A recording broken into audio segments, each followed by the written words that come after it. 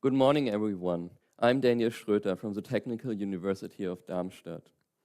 Today I will present an algorithm about massively parallel edge collapsing in an unstructured tetrahedral mesh. In the title graphics, you can see from left to right the coarsening of the fine robot mesh. From left to right, more and more edges are collapsed so that the model is getting coarser and coarser. But before I go into detail, I want to present the state of the background on edge collapse operations. An edge collapse operation replaces one edge with a new vertex. An edge collapse operation also removes the simplices that contain the edge. In the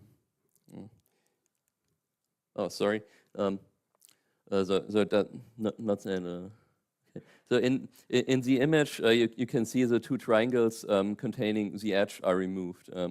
And progressively collapsing edges in a mesh significantly reduces the vertex count and the element count. Another important aspect of edge collapse operations is that you cannot always collapse an edge. So you need to prevent inverted elements because they can lead to false results in rendering applications or for numerical methods. And you also need to ensure that every edge collapse operation satisfies the link condition in order to preserve the topological type of the mesh. Furthermore, you need to preserve the boundary in some way so that you do not distort the model. I know while you might know why you collapse edges in a surface mesh, for instance, to generate some level of detail, you might be asking why should somebody collapse edges in an unstructured tetrahedral mesh. And I want to show three example applications why edge collapse operations in unstructured tetrahedral meshes are important. One is mesh adaptation. For instance, in the figure to the right, you can see a part mesh where the top part is meshed unnecessarily fine, and the mesh around the whole part is too coarse for an accurate simulation. So mesh adaptation refines the mesh in the area of the whole part and coarsens the top part in order to reduce the load on the computational load on the numerical method. Another important application is mesh optimization. You can see, for instance, in the figure at the bottom right that thin triangles can be removed using one collapse operation. And also important is our visualization tasks. You can see at the bottom two figures. Each of these figures has been generated using direct volume rendering. In direct volume rendering, you render a scalar field where each vertex is associated with a scalar value. And on the right, you see the direct volume rendering of a fine mesh with over 1 million tetrahedra, but you can reduce the size of the mesh to 1/4 and achieve roughly the same image. But I will get back to that in a couple of minutes. For now, I want to highlight related work and reflecting on the state of the art in parallel remeshing. Most work addresses surface meshes, and that's especially the case for the GPU domain. And most remeshing frameworks use domain decomposition and CPU parallelism. And I want to highlight two recent methods. One is the GPU parallel method of Gaudron et al. Introduced for surface meshes. They use 64-bit atomic min operations to distribute an edge descriptor among the cavity of an edge. The edge descriptor encodes the coast and the index of an edge, and if after distribution in the cavity of the edge edge descriptor is unique, then this edge can be collapsed free of conflict.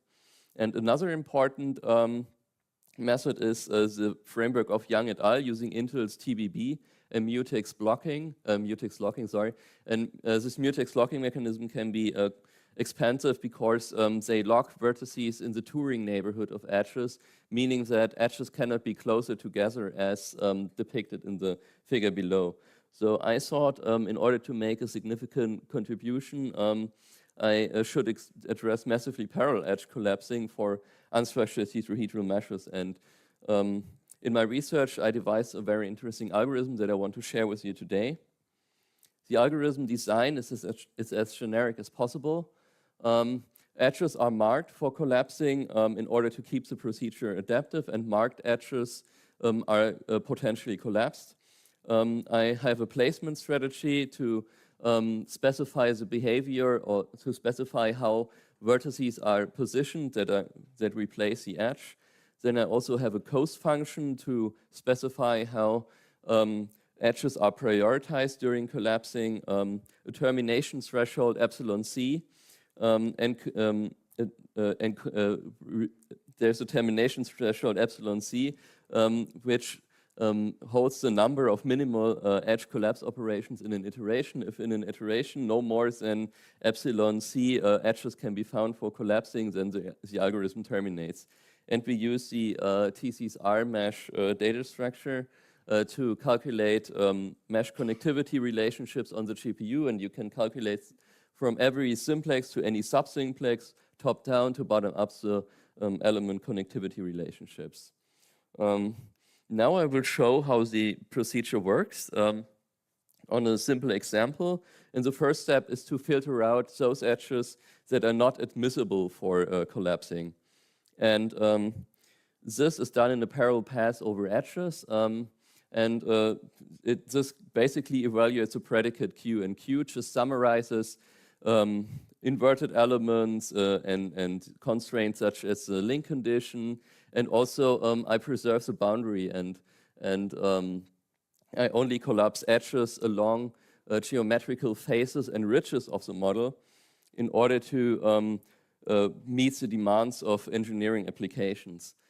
So in the figure, the red edges are marked for collapsing, and the red numbers represent the coast values of these edges. Now, we first take a look at the admissibility, and obviously two edges violate the link condition, so they're unmarked for collapsing. Now it remains to resolve conflicts in order to collapse edges in parallel, and this is done in two passes. The first one works in parallel over edges, and this works by using the one ring of adjacent edges for every vertex. Every edge has two vertices, and we can use the one rings of adjacent vertices to each of the edge vertices to check the edges adjacent to an edge associated with a thread. And in the figure, we have one pair of adjacent edges, and the one with the larger coast value is unmarked. Then we also allocate an array vert affected by edge, which is of the size of the number of vertices. So each vertex is now tagged with a number, and if an edge survives this first conflict detection stage, then we tag the vertex with the index, with the edge index that is to be collapsed, and we use that information. Oh, the edge indices are the black numbers, and they are written to the vertices. And now we use that recorded information to finally resolve conflicts, because obviously two conflicts still are present in the mesh. So this is done in a parallel path over simplices, and so for each simplex, we take a look at the vertices. If there are more than two edges associated with the simplex, and if that is the case, we compare the edge codes of these, the collapse codes of these edges, and we unmark the edges with a larger coast value. So in the figure, the white triangles do not take any effect on the mesh, on the marking, but the blue triangles, they unmark the larger, they unmark the edges with the larger coast values, so that we achieve a compact set of conflict-free edges that can be collapsed simultaneously. And in every collapsing iteration, we recalculate the coast values of the edges, and we rebuild the element connectivity relationships using the TCSR mesh data structure. And I will now present some evaluation results about, and of course the most important thing is that your method actually works and is correct. While you can mathematically prove the algorithm, it is always good to check the implementation. So I checked the robustness and correctness of the implementation using all the 10K TET meshes generated by Hu et al. For their publication, Fast Tetrahedral Meshing in the Wild. And fortunately, everything went well and no inversions occurred and all the resulting meshes were valid. I also evaluated the runtimes on these methods, and on average, I can coarsen these meshes to 180 milliseconds to the median edge length of an input mesh. And this is quite fast already, but in order to evaluate runtimes, I use larger meshes having millions of elements. And but before I get to the runtime evaluation, I present some kind of systematic evaluation or comparison with the method of Gautran et al. Again, we have an initial setup with 3 marked edges, of course 1.0, 1.1, and 1.2. And using the method of Gautran et al., the 1.1 edge propagates its code into the cavity of the 1.2 edge. Only one edge remains to be collapsed, while when we use our method, we benefit from the intermediate step checking the adjacent edges, and we find 2 collapses. So this is just a systematic comparison to visualize that we find more collapses. And if we now plot this for the Atlas crank meshes having roughly 6 million elements, the x-axis encodes the iterations, and the y-axis the total number of collapse operations. Our method is in red, and the method of Gautran et al. Is in dashed magenta. And as you can see, our method converges more than twice as fast than the method of Gautran et al. So this is a significant benefit. It's still not as it still does not converge as fast as CPU sequential collapsing in blue, but we are getting quite close to it, and that's quite good for a massively parallel method. I now present some runtime evaluation. The x-axis now shows different edge length thresholds. The y-axis is scaled logarithmically and shows the runtimes. And we find a significant speed up. Again, our method is in red, sequential collapsing in blue, CPU parallel collapsing using Young et al.'s framework is in black, and dash magenta is again Gautran's method, and we are up to 2.7 times faster than Gautran et al.'s method, up to 7.4 times faster than Young et al. Using CPU parallel execution, and up to 34 times faster than sequential collapsing. And when it comes to runtime evaluation, one of the key questions is what are the main overheads? And for our method, the main overhead is the recalculation of element connectivity relationships.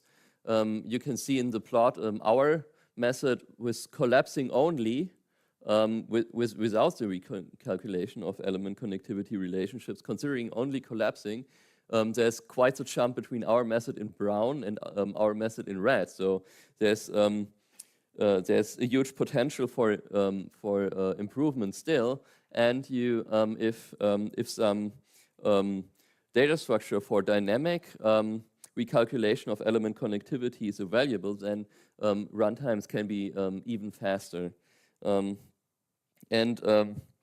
All of these methods have in common that all of these collapsing methods have in common that they do the bulk of the collapse, perform the bulk of the collapse operations in the initial iteration. So it's interesting to evaluate the trade-offs of skipping a bunch of collapse operations for the sake of faster runtimes. And if we set epsilon c to 1,000, meaning that at least 1,000 iterations collapse operations have to be found in an iteration to proceed the method, then we find that we can coarsen the robot mesh to almost half of the simplices in only 700 milliseconds. And setting epsilon c to 700, we can significantly coarsen the mesh below 1 second. For full convergence, we do not have that much of an effect, but the runtime is, but we have more than twice the runtime. So that's also pretty interesting that the last iterations do not take that much an effect on the mesh. And now I want to show that our method can be applied to two important methods. One, as I've already said, is direct volume rendering. Direct volume rendering, as I've said, is the rendering of a scalar field. And each vertex is annotated with a scalar value. And so the cost function is oriented to these scalar values. The two edge vertices, we take a look at the two edge vertices at the scalar values and evaluate the difference between the scalar values, and that's basically the cost function. And of course, you need to protect edges with with a large difference in scalar values. Collapsing coarsening the mesh using our collapsing operation, we can for this fusion mesh almost half the size of the mesh, while do not incur that much loss of rendering quality. And this is very interesting because this not only reduces the memory demand due to the mesh, but also due to the spatial data structure, and also significantly accelerates spatial data structure construction because the spatial data structure construction considers fewer elements. Another important use case, as I've already mentioned, is mesh optimization. I also present an example for mesh optimization where I use harmonic triangulations introduced by Mark Alexa. And harmonic triangulations are basically an alternative to sliver exudation, removing ill-shaped elements. And ill-shaped elements are rendered in red. And as you can see, we can remove most of the ill-shaped elements using a procedure of collapsing, where collapsing uses as a cost function mesh quality improvement and element flipping and GPU parallel vertex relocation. Placement strategy is now a line search in order to optimize element quality. And this is also quite interesting because you can do this in only 300 milliseconds. And mesh optimization is always a predominant overhead in mesh generation procedures. So in conclusion, we have introduced a massively parallel conflict detection method to find compact sets of conflict-free edges for remeshing. We have also shown that GPUs can be used, that the usage of GPUs is beneficial for coarsening unstructured tetrahedral meshes. And in future work, it is very interesting to use our conflict detection for other remeshing problems, and also to evaluate different types of meshes, such as triangle meshes. And we really hope to motivate future work, so we have published the source code. Thanks for your attention, and I'm now ready for a Q&A round.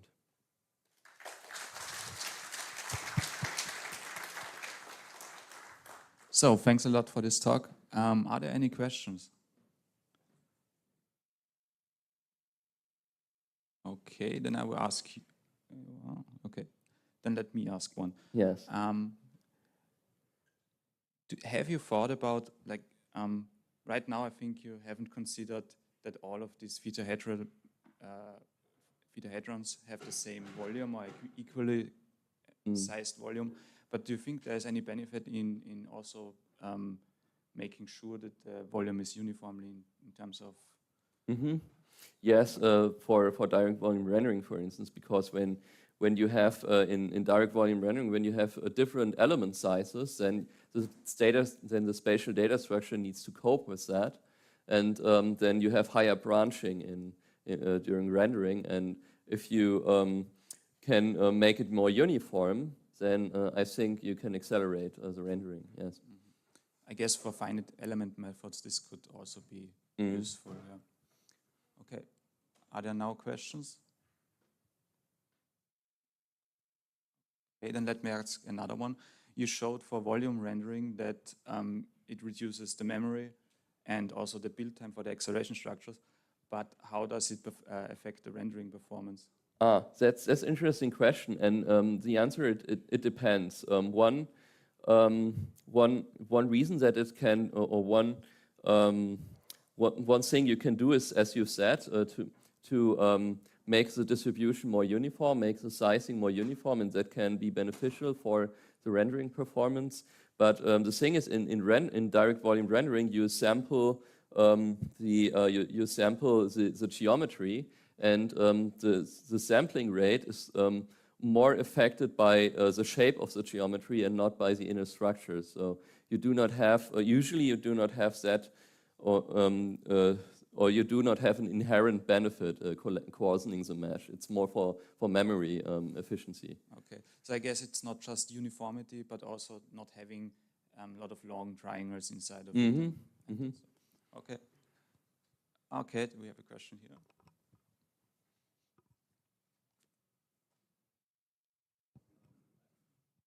I have a question about performance. So does it include this conflict detection or just the remove operation? Yes, performance evaluation includes the conflict detection, yes. And how big is the part of conflict detection in the whole? Conflict detection, that's not a big part. Most of it, most of the overall performance is to recalculate the element connectivity relationship, classify boundary, and yeah, to some extent, to a minor extent, the admissibility checks, but the conflict detection is very fast. It's only a few milliseconds per iteration. Okay, any more questions? Then I would like to thank you